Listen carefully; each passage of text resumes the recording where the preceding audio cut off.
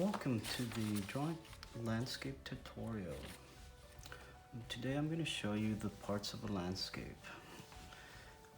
And the objective is for you to hopefully create your own with my teachings of the parts of a landscape.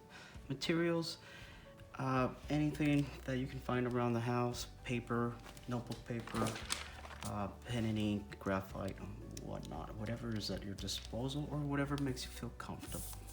So let's talk about the parts of the landscape, right? A landscape has first a horizon line. Horizon lines are really important. This will set the viewer's eye. Okay. The next one would be foreground, middle ground, and background, of course. And we will play this game of stacking or overlap. So the first thing to draw, it would be a frame. Let's draw sort of a rectangular landscape. Frame just like that. Can everybody see? Yes. Center that just a little bit.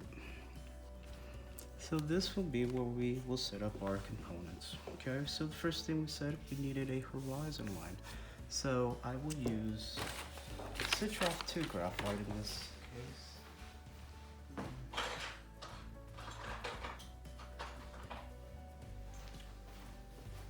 So this will be my horizon line. Not midway, but sort of closer to the top. I'm going to make a series of lines really loose. And the next thing we will do is our foreground. For the foreground, I want to take this area and I will, this is what we will consider the foreground. So that is the closest thing to you. Usually we'll put a tree there up close, maybe a half dug in rock, maybe some bushes in the background and some reeds. Next would be our middle ground. Okay, so that would be anything in this area. So for a nice little landscape, let's try to make maybe a stream here that will be in middle ground. So be a stream that will snake around, finally winding into a bigger one. So it starts really small, then starts to deviate from its center. The stream becomes wider. Okay, now that would be a middle ground. For a background, let's do a really far away mountain range. That would look just barely, a really easy slope on that slope. Okay, easy, not too sharp of a steep. Okay, so all right, so at this point, I have drawn out, made a rough draft of my markings. I'll put a sky here, maybe some clouds and so on. So at this stage, I'm gonna go back to my foreground and I will make this tree. I'll start at its base, start making it curve. I'll start with the bark, of course. I mean with the tree trunk. I'll do this S curve, and on each curve, I will deviate into maybe 2 branches, sort of like a fork. These will be holding sort of these, I'm going off my frame, but it's okay. I'm gonna create these sort of fluffs of leaves.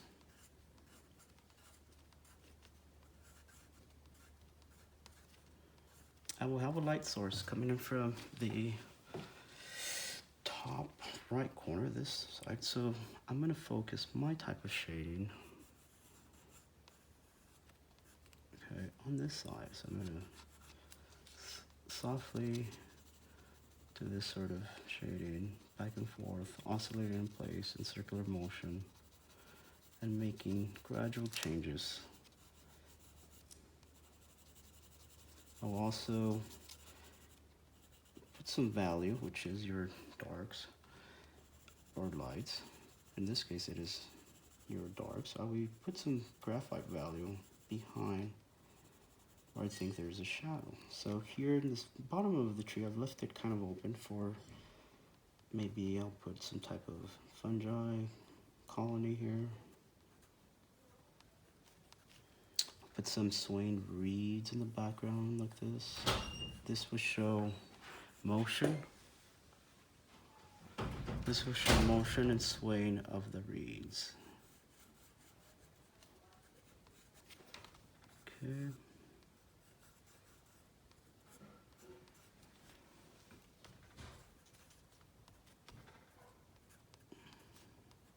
Put some type of root system. Remember to shade behind things. This would create the illusion of that there's something behind or space. So on my fluffs of leaves, I'm going to focus my darkening shading towards the bottom left, because again we have that light source coming in from that direction. I'll make some contour marks to represent my reeds or some grass. And then here we're talking about those props, those landscape props that make your landscape appear more believable. And what I always recommend is to put in maybe a half sunken rock. If light is coming from that direction, that means that this would be sort of light, then that's sort of dark. I'm going to back it up with some, maybe a small stub of grass. I will taper down my slope here. That will conclude, or it won't conclude my foreground actually, because I can still add maybe a nice, I will do first a fluff, right, for your bush. Maybe an overlapping neighboring one behind. But I deviate from the center and I make this sort of S mark that represents the center of whatever's the main branch that's holding your bush. And again, I'll darken either sides, maybe lightly. The key for good shading is to have your pencil heavily sharpened. Okay, so please remember that. So if you need to sharpen your pencil at this moment, please do so.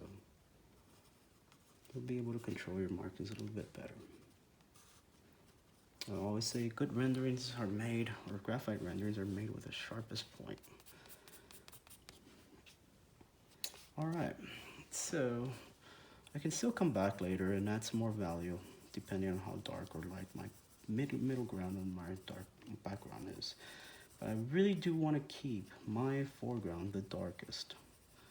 I really want to keep that the darkest. Why?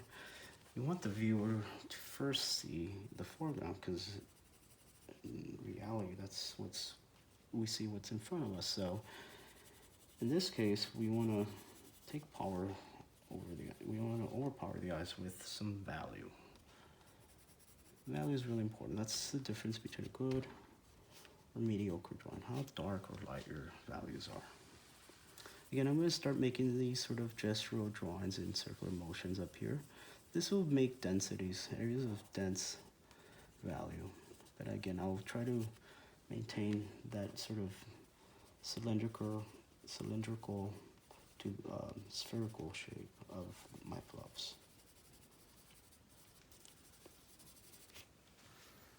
Okay, you can always again come back if you need to erase, feel free.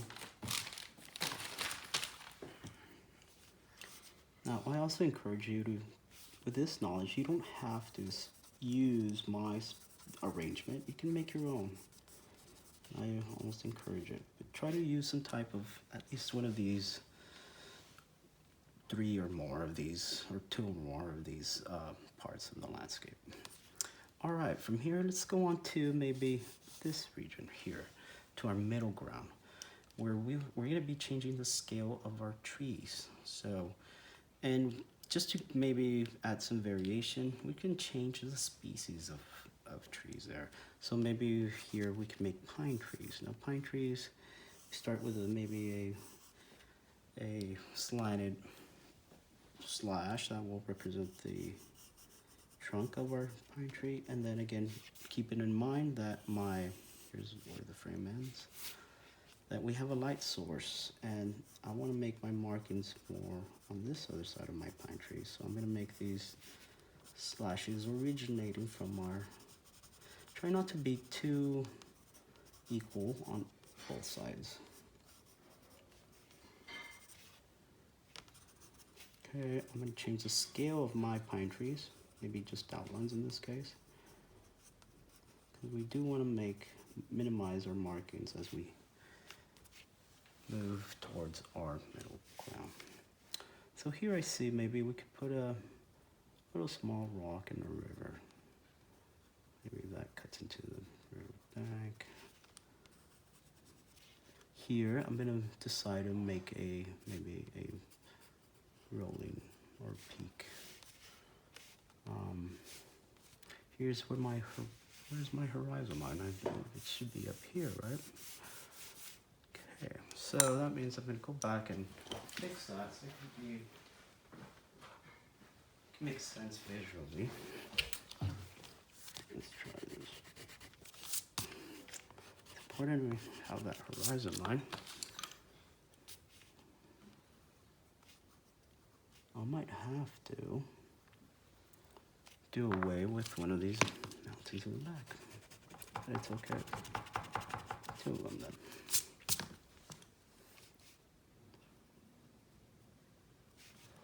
I wanted to do a sort of a S river.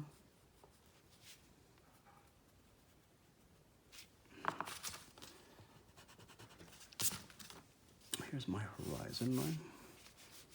I'm going to make a small mountain really far in the background, but then it's going to be overlapped with a medium and find our biggest one, which is up close. I'm going to clean this out. Okay, so closer to the end of our midground, we have this empty space. So your eye feels that something needs to happen there. So we can either fill it up with a series of more of these type of trees, but be aware that you will have to change our scale. So we can actually crop or copy this same motif of a tree. In this case, I'm gonna be really making my marks really small. This is at this distance, I believe that would be. And then I will just surround that with my fluffs of leaves. My fluffs of leaves are coming all the way to the bottom of my base. I'm going to be surgical and try to do more. Don't do them straight out. Instead, try to overlap them, because that's what happens in nature. So you have this sort of overlap effect. Here's a tree behind it. There's another one. Another one. Maybe there's a series going back. Your markings should be smaller. Okay, so this is mountain range will be just as the really far away. I want you to create maybe an outline of it. Try not to darken it up. Okay, I feel I need to find some sharp pencils. I can't find any. So I want you to create your own, and I'm really excited to see what you guys do. Again, this can be in any form. You can put a character if you want, but just show that you know sort of the basics of a landscape in your submission. Let's go back to our sky here, to our background. I'm gonna put a small sunset back there. And I encourage you to explore other landscapes, such as maybe an underwater landscape or a space landscape. For clouds, I give them a bottom base, a straight line for a bottom. And then I will take one end, and I will kind of taper and slowly, gradually increase my incline, but then start with a small curvature. This represents a fluff, but it's weird. I will start maybe small, medium, but then I'll do an exaggerated fluff. And then I'll try to balance that out as I go along. And then, but make sure you're kind of tapering with the whole cloud. closer to the horizon line, which is here, your clouds should be small, really small, meaning this is probably all you should see. As you get further away from your horizon, clouds are big. That will show or give the illusion of clouds and space. Okay, so I can always go back, make my foreground a little darker than the middle ground, and I can probably put more pine trees here. Try to fill it up. Remember, you're just changing the scale of these flat shapes. Now they got super dark, and I just broke my rule that the foreground should be the darkest, so I'm going to try to blend that. Increase my value, my shading on the foreground, or maybe up here. Put some more random rocks. Add some truth to your drawings. Go back with my fluffs, try to make this gestural markings of a bunch of lines, just kind of sewn up together like yarn. And maybe this reminds me, I can probably put some birds, right? Far away dot for the far away one, maybe an X for this one, and a bird for that. Maybe they're leaving the tree. I like that idea. Flying off with the whole family. So again, I hope you enjoyed this. I hope this could bring some drawing into your life. I'm excited for what you guys create. Again, you don't have to try too hard. Just give me the base, at least the basic shapes that the horizon line, the background, middle ground, and foreground. That's all we want. All right. Thank you.